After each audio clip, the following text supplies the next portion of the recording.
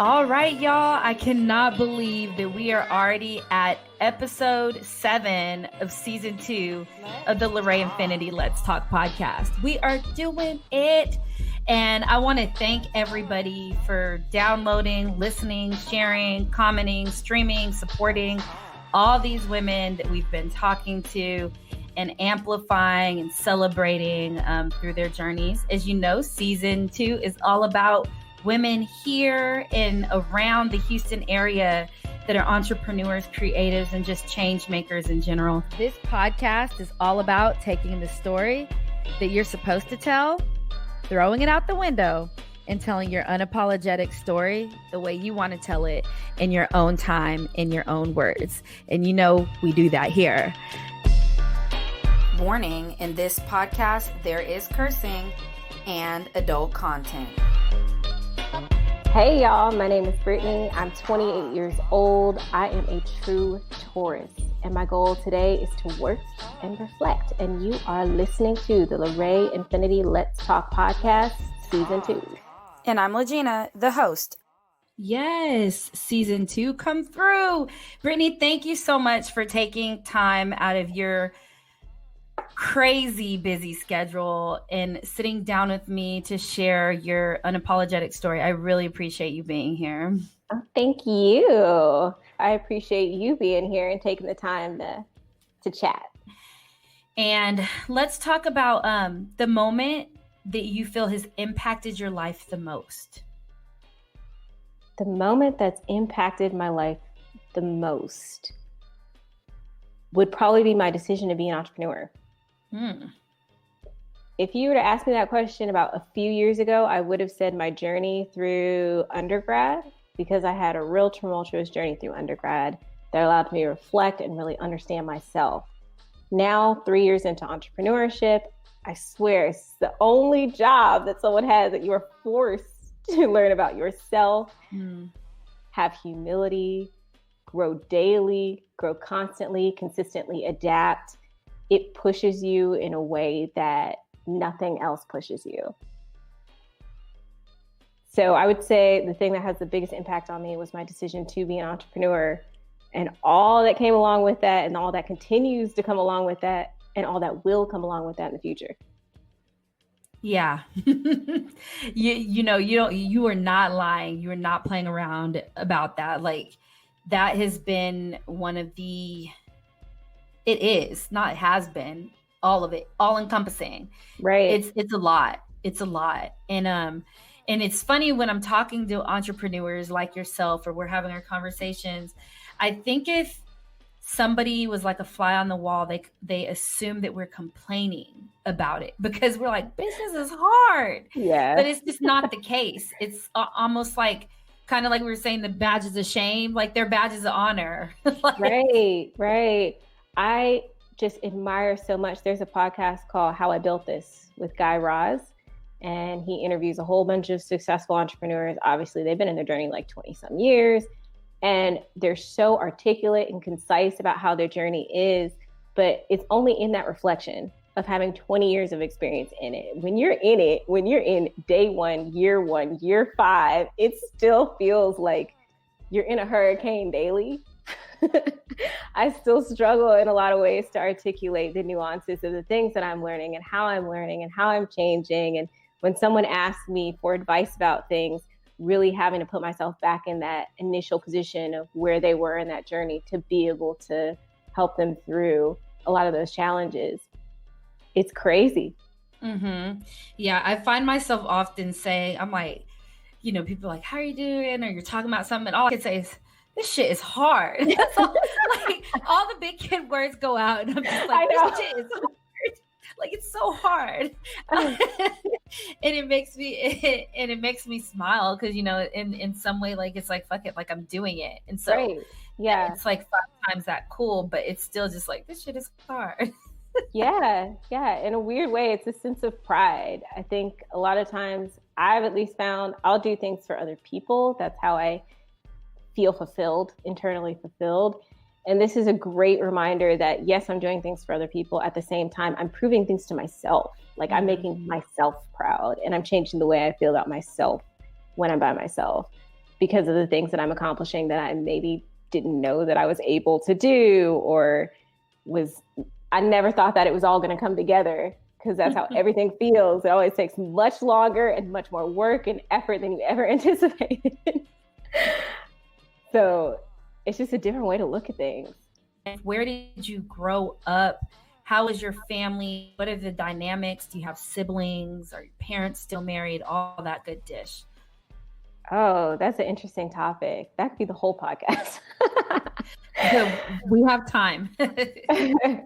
I grew up everywhere. At least that's what I tell people. I don't really have a place that I would say is, quote, home. I've been in Houston longer than anywhere else, but I'll give you the map because that's usually the easiest way to explain it. Born in Lake Jackson, Texas. I lived in Anaheim, California for a little bit. I lived in Midland, Michigan, Charleston, West Virginia, Midland, Michigan again. Then we moved back to the Woodlands, Texas, and then I independently moved to Atlanta, Georgia, and now I'm back in Houston. Ooh-wee.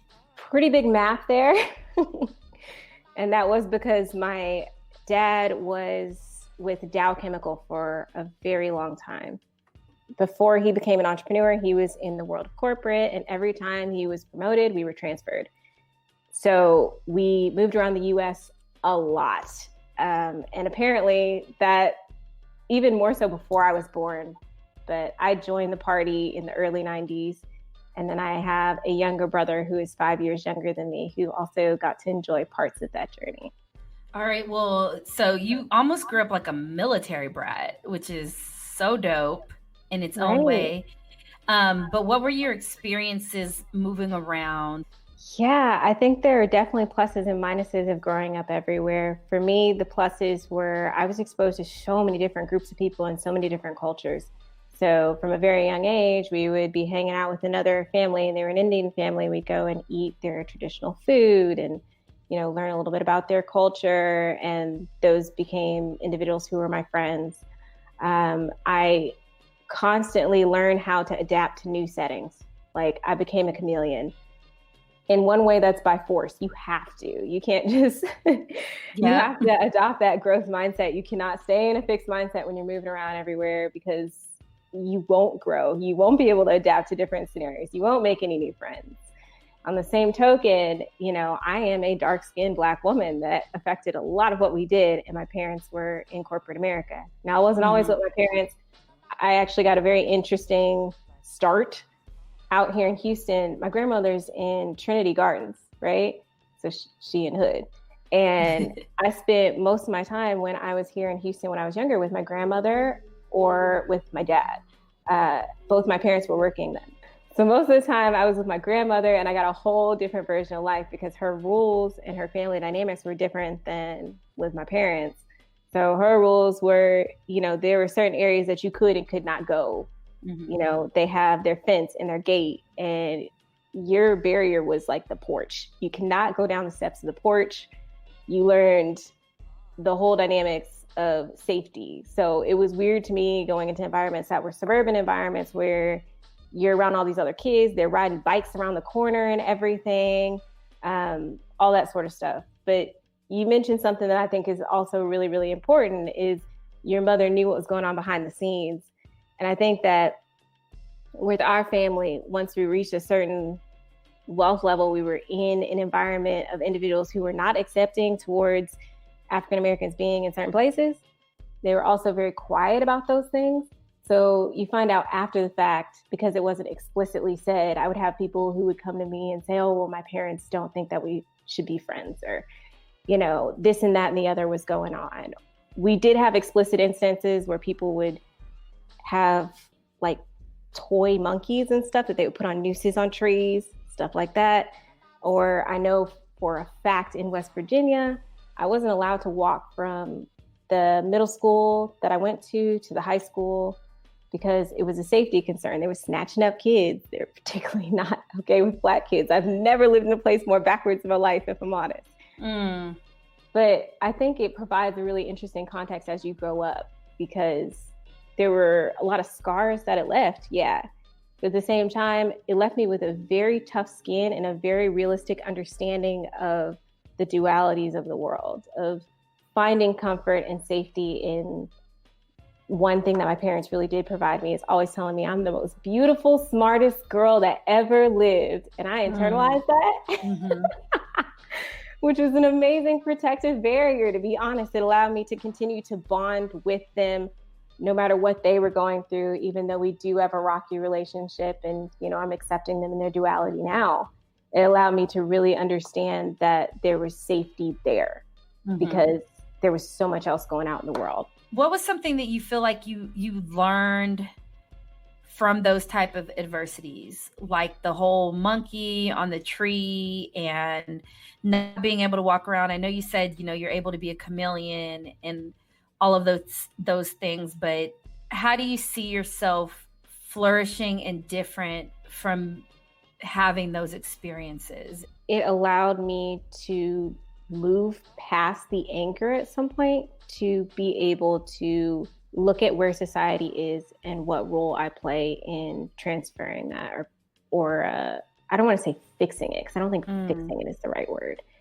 But my goal is always and always has been that I don't want my children to go through the same experiences that I have. And I think so many of us have that goal of we don't want our children to have to experience this in the way that we had to experience it because it was so damaging to us.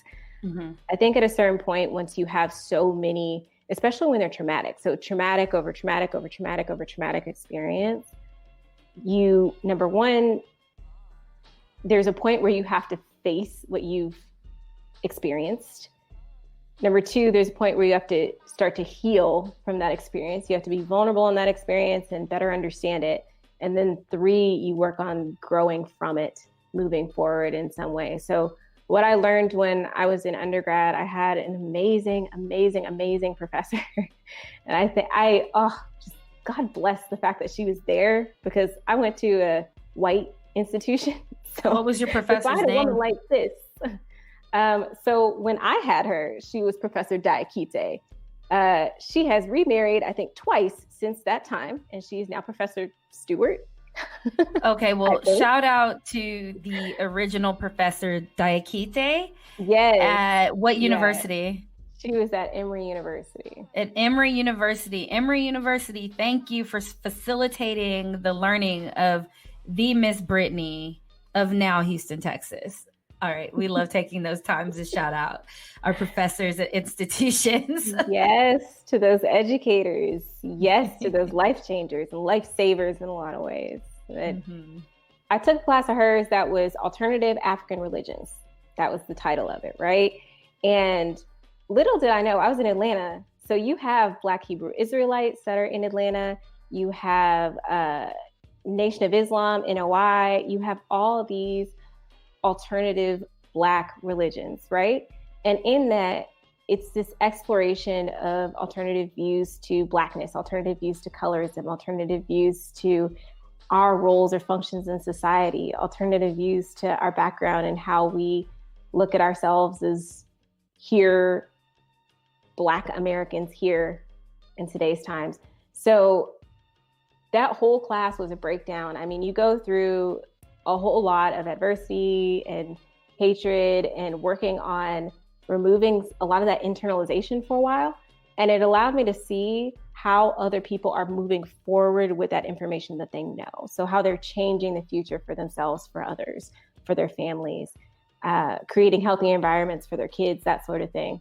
And it was like a light bulb to me. To this day, whenever I approach a profession, there's some aspect of, I don't want to say diversity and inclusion, because I don't think that's necessarily what I'm doing, but there's some aspect of change that I always think needs to be facilitated, especially in homogenous environments. And I take all of that context with me when I go into new professions and new environments today, because I was gifted with that. I do definitely think it needs to be passed on. And I think there are a lot of people who are not privileged enough to receive it. I mean, I got it in my 20s, but to be able to have that knowledge, that understanding, that acceptance at 5, 8, 12, 15, I still would have been ready to receive it. And I probably would be more effective in my journey, especially in terms of activism today. Yeah. When you're talking about it, what is it exactly? It's a good question. I think it changes. Mm. So what I mean, it in terms of where I'm at right now in real estate, it is the fact that I'm in an industry that's broken. A part of the reason why I went into it is because it's an industry that's broken. It's really antiquated in a lot of aspects. It draws in a lot of unsavory people. The motives are skewed for so many individuals in this industry, and there is an awful reputation that's partially deserved. But in its history, you can look and you can pinpoint, even in Houston, even places like Freedman's Town and historic Setagate, within title commitments and things, there are a lot of regulations that barred African Americans from participating in ownership over the years. And in these small windows of opportunities, other individuals were given the opportunity to develop generational wealth, and we were barred out of those opportunities. And so looking at ways, especially now, and especially talking to young professionals, to re-engage with a lot of these concepts, to better understand this mystified world of ownership, especially if you didn't grow up in a household. Like that's just a whole nother world. Mortgage lenders, generational wealth, and being able to provide a voice to help people on that journey, especially understanding what they're going through with, I don't know, the bombardment of new information when you're approaching any new industry. I look at that as the it there. But I mean, it translates to everything. It translates to like parenting, looking at models of raising a healthy Black family. What does that look like today? What does that look like in America? What information do you need to have in order to do that properly? What's still damaging the kids? I mean, there's so many things that parents do that are extremely damaging to kids, and they just were raised like that. We're just passing it on, and we don't recognize we're passing it on. Yeah. When you're talking about a couple things you said, and it keeps, my brain keeps going back to this, but when you were talking about you want to help society, the world, this country, kind of like move past where it was and is to where it should be, so that, you know, your kids don't have to experience the things you did. I keep going back to thinking about my mom and dad and your parents and my friends' parents. And I wonder how many times they had that conversation. And if they feel like, I don't know, if they feel like every time we had an experience that they had, do they feel like they failed? You're listening to the LaRae Infinity Let's Talk podcast. Have you ever been curious about CBD? Don't know where to go or who to ask? Well, we've got you. At Mary J, the Modern Cannabis Experience, we've created a safe space for everything cannabis, just for you. We are a women of color and queer-owned company in Austin, Texas.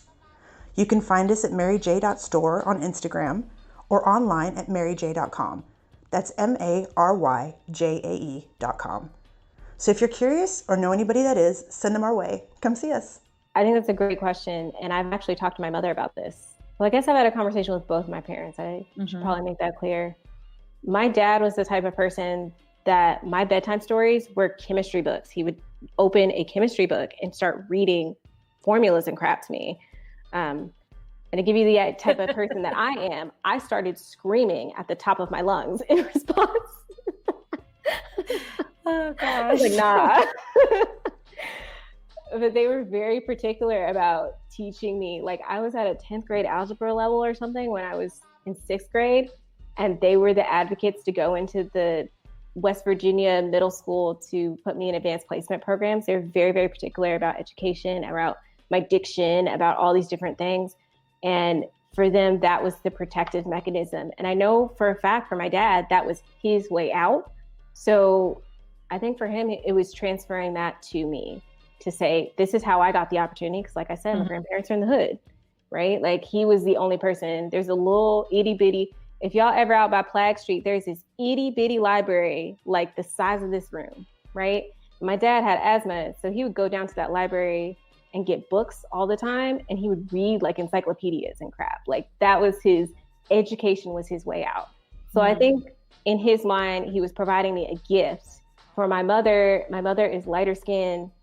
And when she straightens her hair, and she talks real quote proper, she can be perceived in the South as ethnically ambiguous until you put her in Louisiana. She looked like she's from Louisiana, in my opinion. But, she really does. I saw her for the first time in a picture. Yeah, like the freckles and stuff. Like she looks like she's from Louisiana. And yet you have a lot of people down here who don't know what she is, right? Mm-hmm. So it was a protective mechanism for her. For me, I know in West Virginia, it did function in that way. You know, it's definitely a protective mechanism. And yet today I still say I have not found my natural voice. And that bothers me because there's a certain point where you have to code switch 90% of the time and you forget about that 10% that is authentic speech. Mm-hmm. And now that I am storytelling, now that I'm constantly talking to clients and I can be myself, I'm not in a corporate environment anymore. I'm not in academia. It's really difficult to go back and relearn my authentic voice and my authentic speech. And that's actually been something that I've been working on for, I don't know, a couple months now. Not very long, but. It just is what it is. And the only thing I do know that is authentically me, given to me through DNA, is cussing. So I was not expecting you to say that. It's the only thing that I know is like super authentic. Yeah, it's in my blood. Like the fucking cussing is there. Like defiance for me. Like defiance is in my genes. Yeah. So, I think that for me, I guess I look at it recently, and part of it is an aspect of my perfectionism of like every single detail about me should reflect who I am. That's how I view everything, I guess. And so even, I know we've had a discussion about femininity, right? And I'm pretty androgynous as a person. I speak very femininely and I dress pretty femininely on occasion.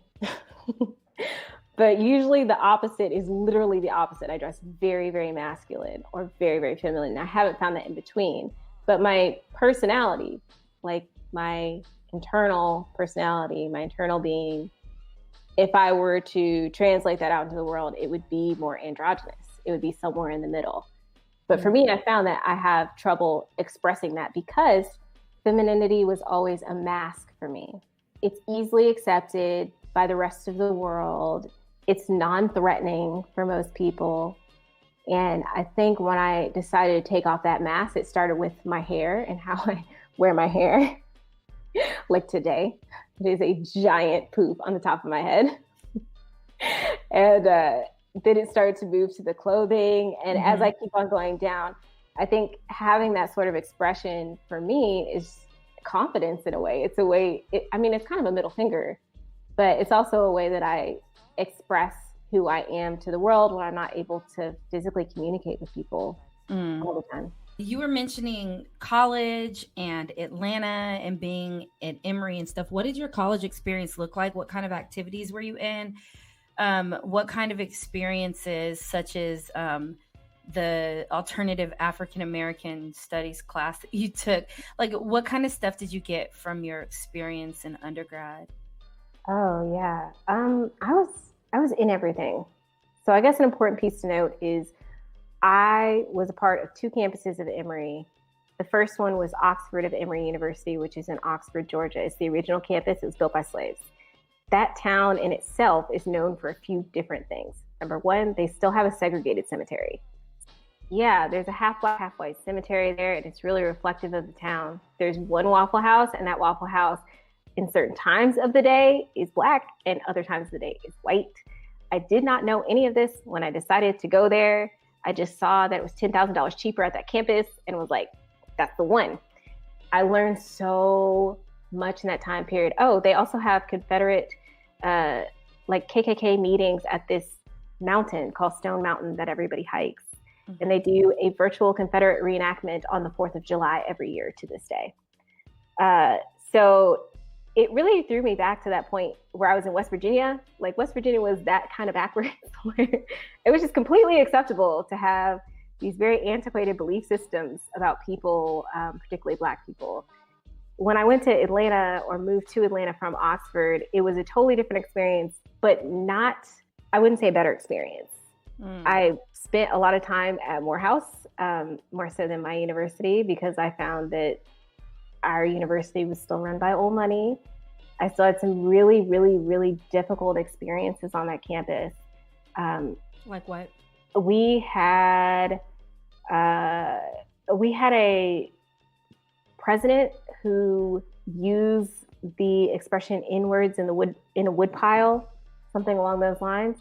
And I remember being in a class with a professor who was standing up for that individual, who was the president of the university. Number one, he was never fired or anything from any of these, from the institution, but it was really indicative of his mannerisms towards students, faculty, and decisions. So it just wasn't a welcoming environment. This was the time of like Mike Brown and Trayvon Martin in my last couple of years. And so we would have protests, and I remember them suspending individuals from these protests.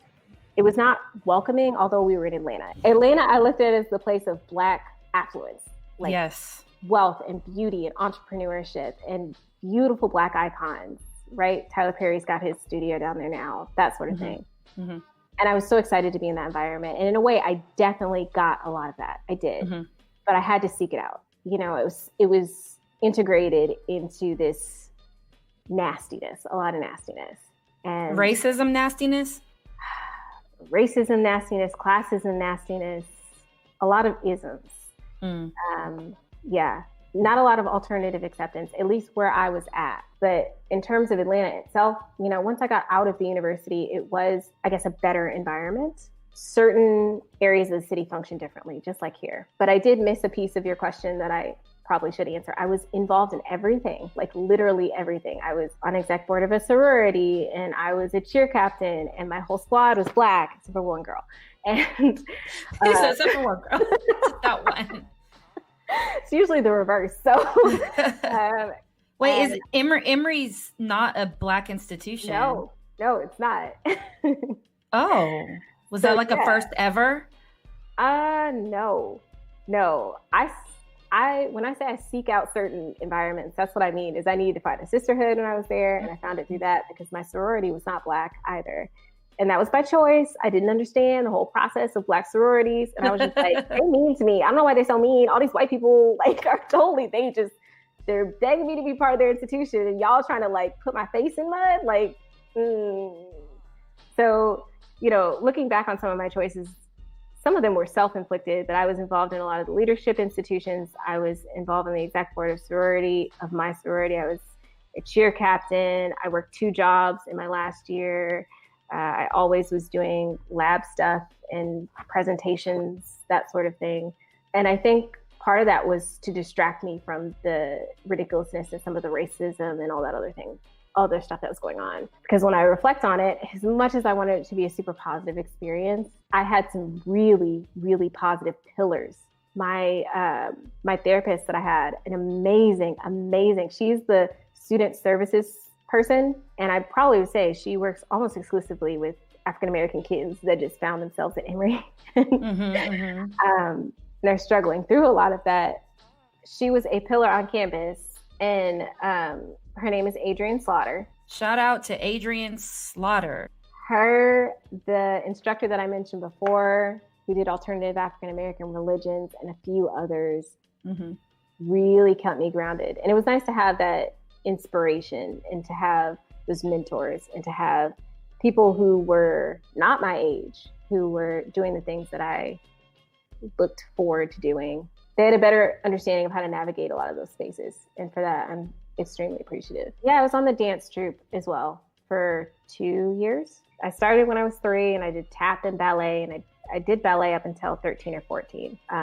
But around 9, 10, I got into professional figure skating, which is odd, I know. Yeah, and I did that. I did competitive figure skating at a pretty high level on Olympic track until I was about 14. And we moved to an area where we didn't have as many competitive coaching. But that was my life. That was, you're on the ice at like 5 a.m. or something. I had my little hot cocoa.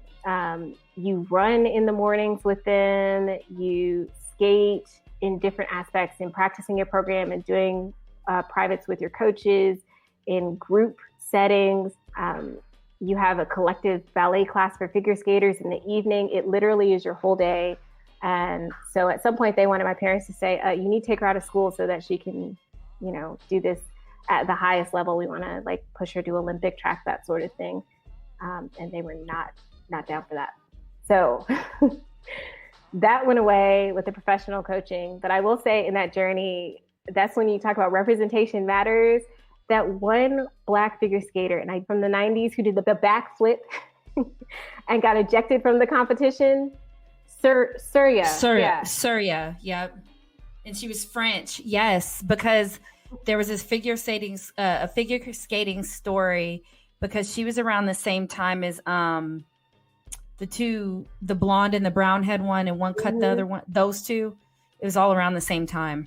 Yeah, they were that early 90s group where people actually remembered figure skating stories. It was somewhat relevant.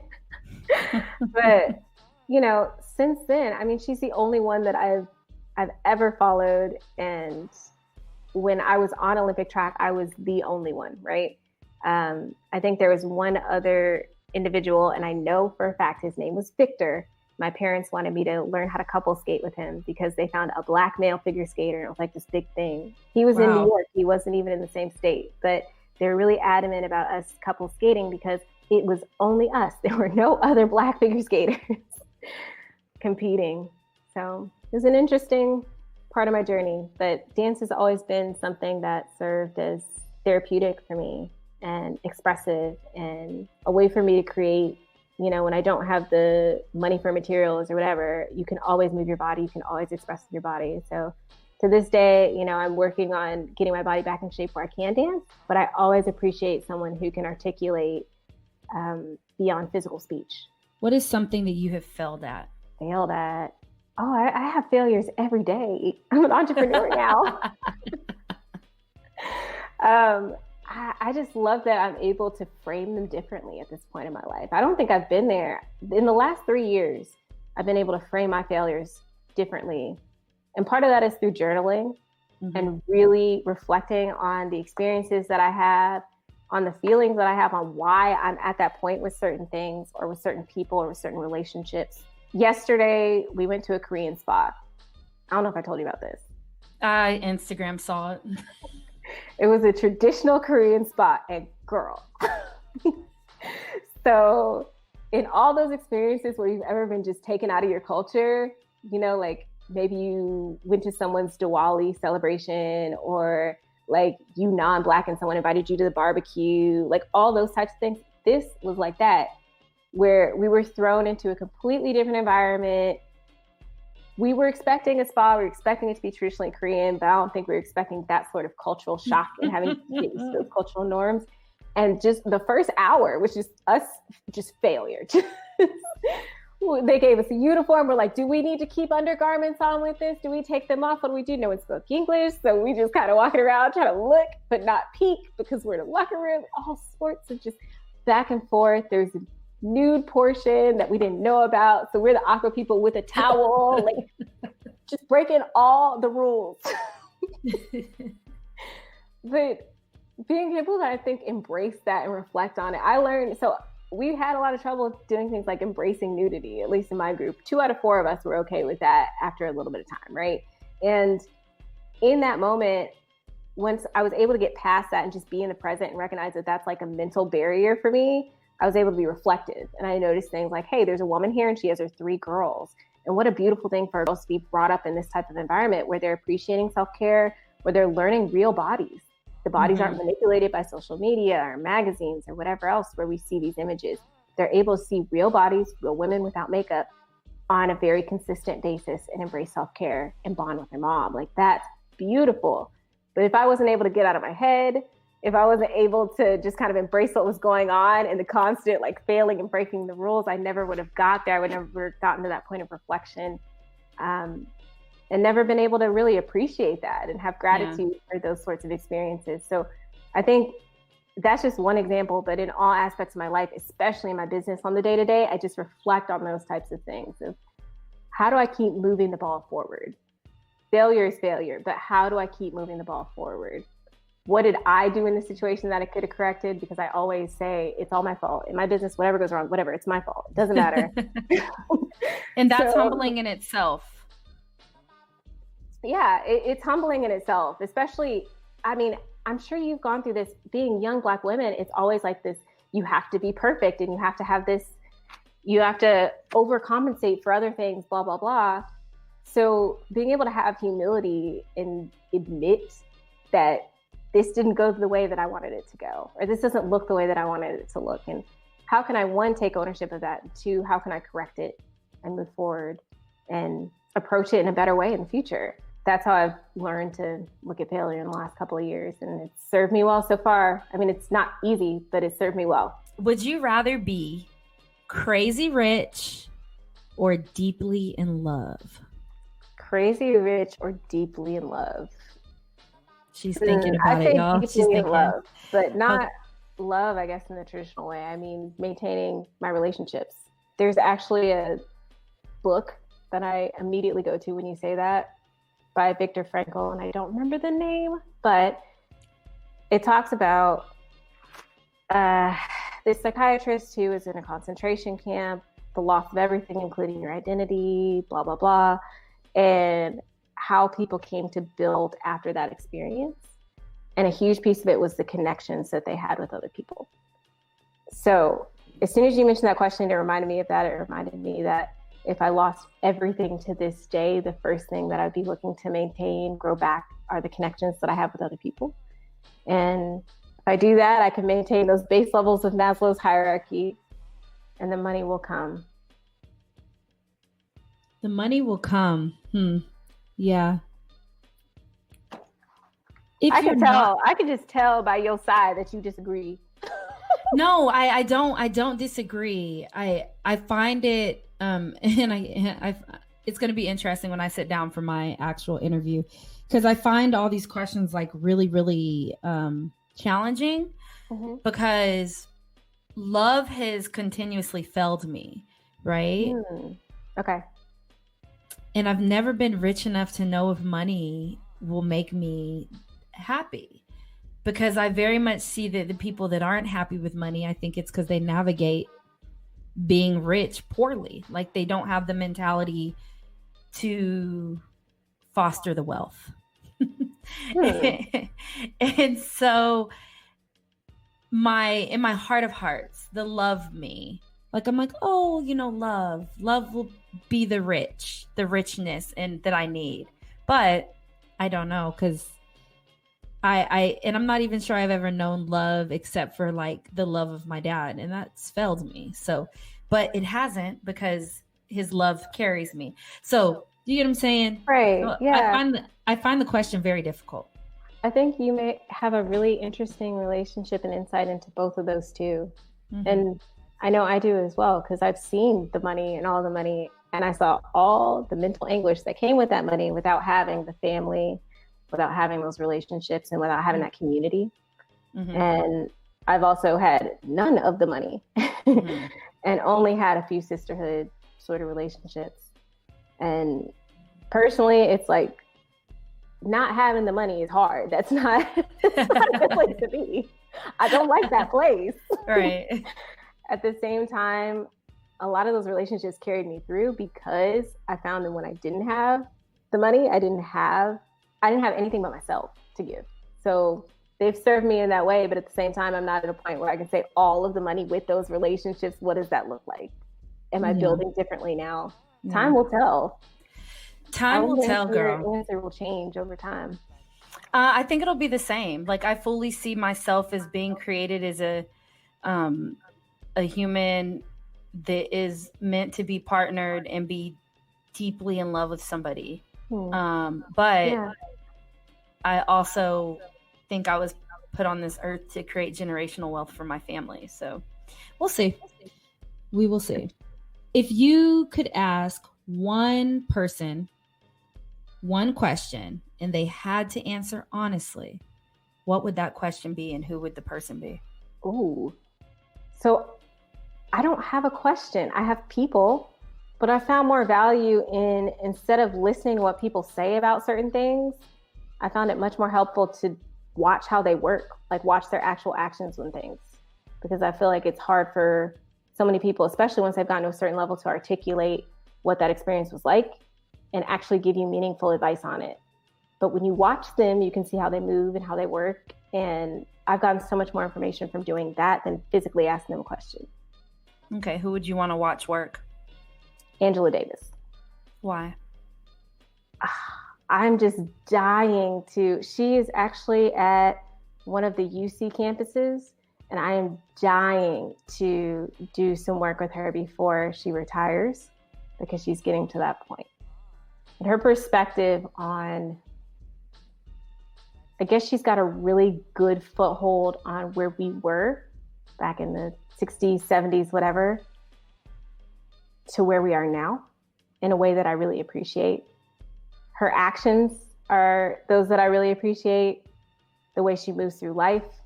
She's also, she doesn't identify as straight, so I love that.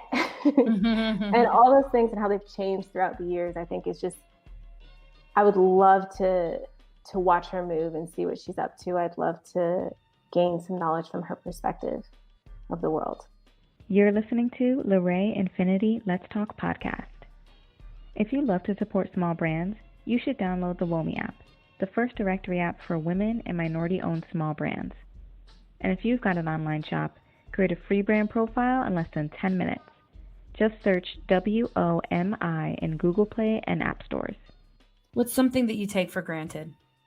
Probably my privilege. I've been learning to have gratitude for the beautiful things that I've been able to experience in my life, and those who've been able to provide those for me in my journey, particularly in my past.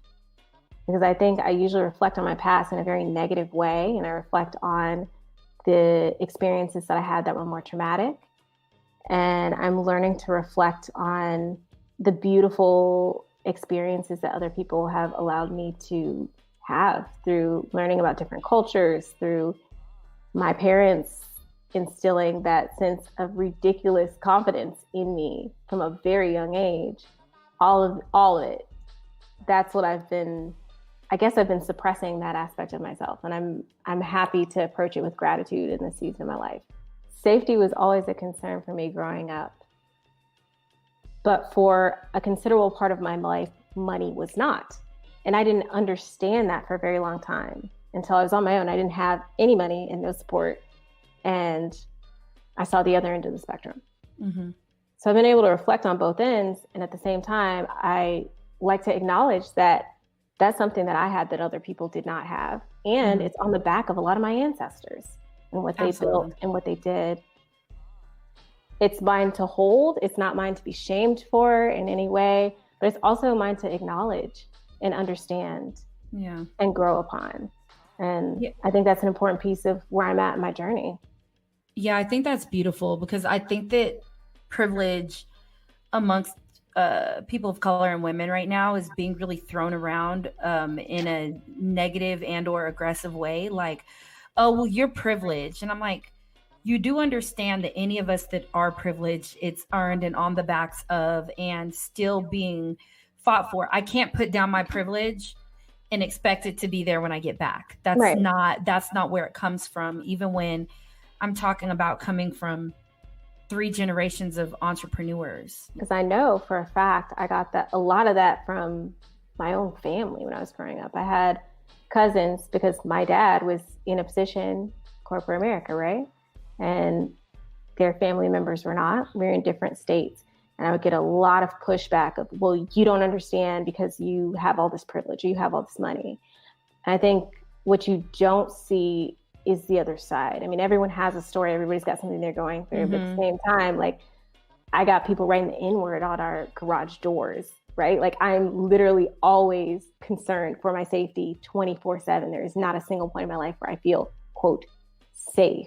I have tons of things going on. Like, there's tons of mental illness in my family that I'm navigating from when I go into a classroom and I have educators who are spewing these negativities at me, kids who are spewing these negativities at me, going home and dealing with parents with mental illnesses, to going to sleep and having PTSD and just nightmares the whole night. My experience is not my, quote, privilege of money alone. it's not defined by that. And number two, none of that is guaranteed. Like we were saying, you know, a couple years later, you go off, that all of that is gone. Like literally all of that was gone. Dad quit corporate, all of that was gone. And you go right back to nothing. You know, your parents can run for that. They can teach you what they know, but the rule book continues to change as we age. So what they're teaching may be antiquated information at this point. I found that out the hard way. And two, it's up to you to pick and choose what's going to work and how you define this and how you keep it going and what you keep and what you don't keep. It's not as simple as you have it or you don't have it. There's always these other factors.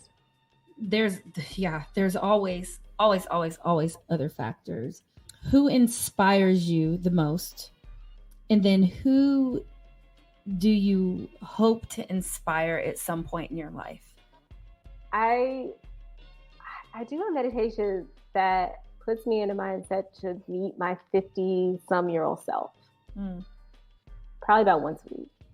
And right now, that's my biggest inspiration, is meeting that woman someday. I think with entrepreneurship, every single day, you feel like you're fighting for a journey that you may never get there. You know, the goals come much slower than you ever anticipate. And so many of the days feel longer than need be, or you constantly are doubting yourself in a lot of ways. So for me, it's beautiful to go into that place where I'm meeting my 50-some-year-old self if I ever get there, seeing her in all her natural, teeny tiny beauty, still with big hair, and looking at my accomplishments and what that's allowed others to do in their lives. That's my biggest inspiration.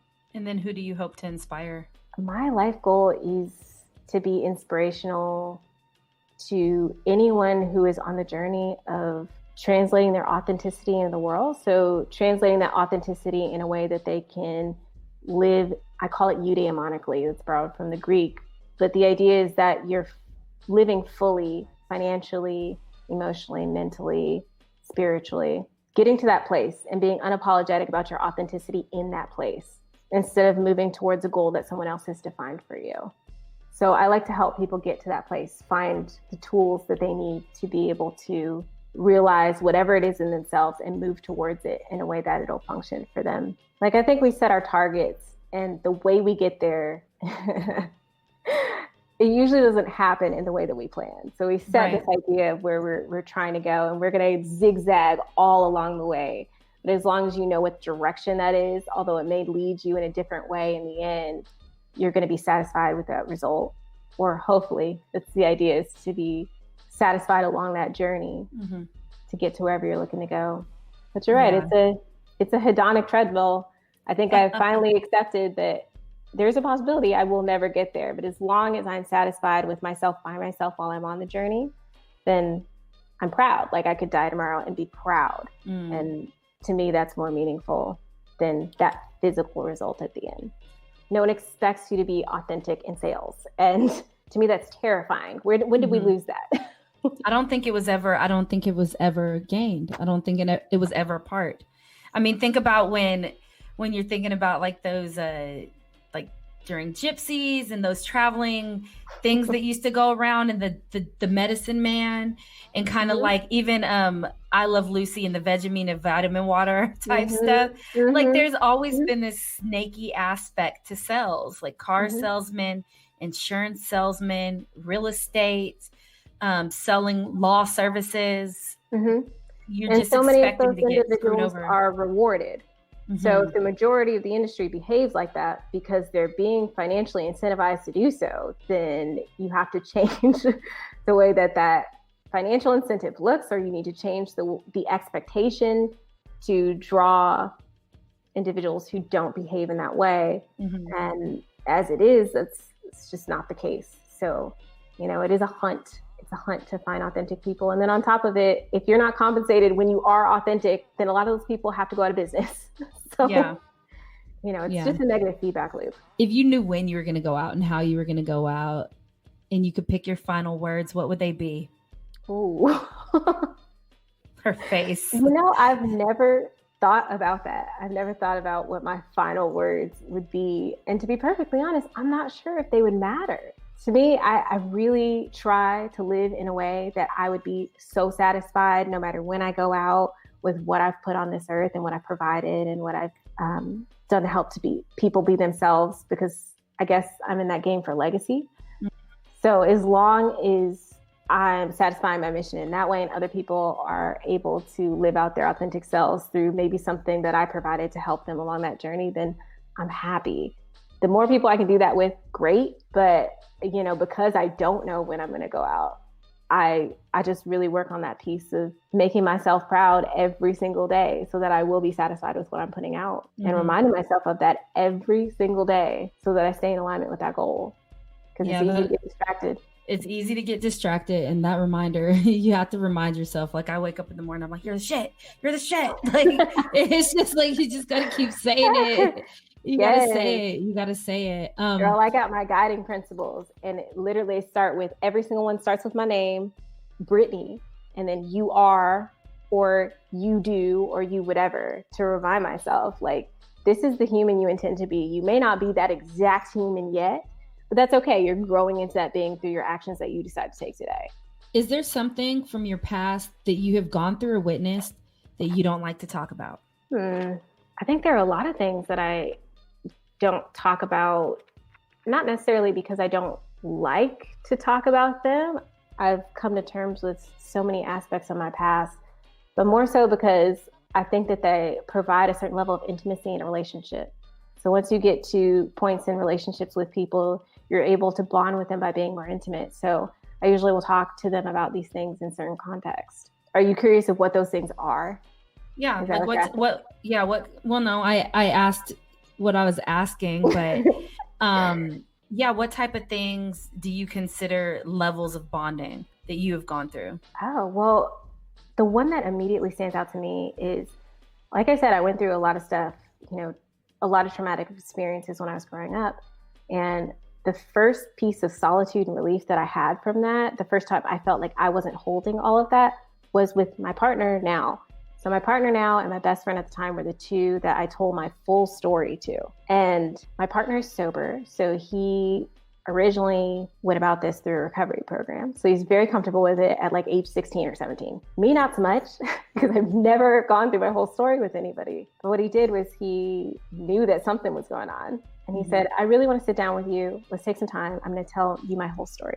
You don't have to say anything. You don't have to tell me yours. But I would love if you'd want to do the same at some point.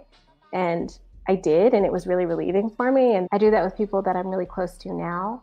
And it allows us to continue to support one another and better understand where people are coming from. I think a lot of that miscommunication comes from a lot of scars that people may have in their lives. And once you understand those things and understand where they're going and who they're trying to be, even if they're not there yet, I think you're going to have a lot more empathy for where they're at, where they're going, and be a part of their growth journey. All right, Miss Brittany. So what do you like about yourself? I am learning to love the human being that I'm becoming. So I'm really intentional in this season about bringing back experiences into my life. I am a super workaholic.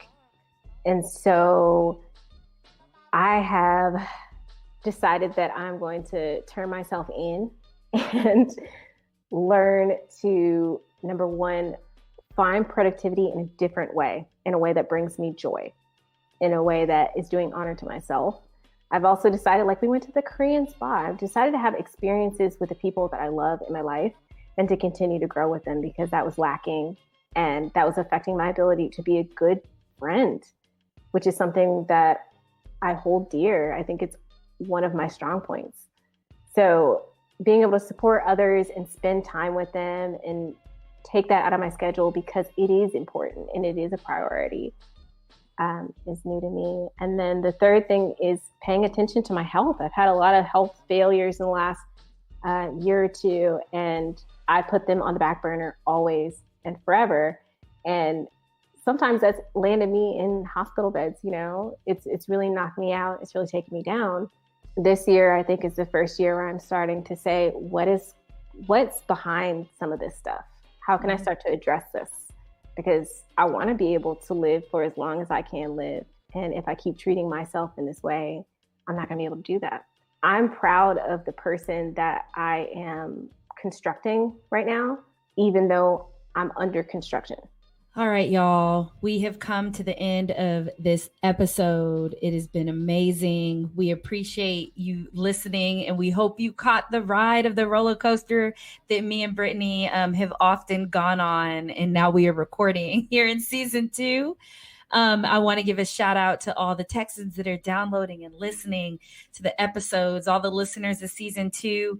Make sure you're following, sharing, commenting. We love it. We love the interaction. And shout out to my Canadians, my new listeners out there in Canada. We see you, and we thank you for being on this journey and this ride with us. And as always, as everyone is moving through the world, be mindful, be conscious of the people around you and the things that are going on in the world. And as always, tell your story, be your own brand, live your truth, and stand in your moment. All right, y'all. My name is Brittany. I am 28 years old. I hope y'all are taking care of your souls and that you give yourself some love today. You just listen to my story as I live my truth and stand in my moment on the LaRae Infinity Let's Talk Podcast Season 2. Thank you so much, Brittany. Thank you, love. Yes. Let's talk. Beep.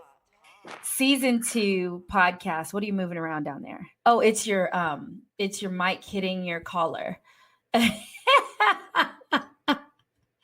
And we're already fucking up. Okay. Beep. You ready?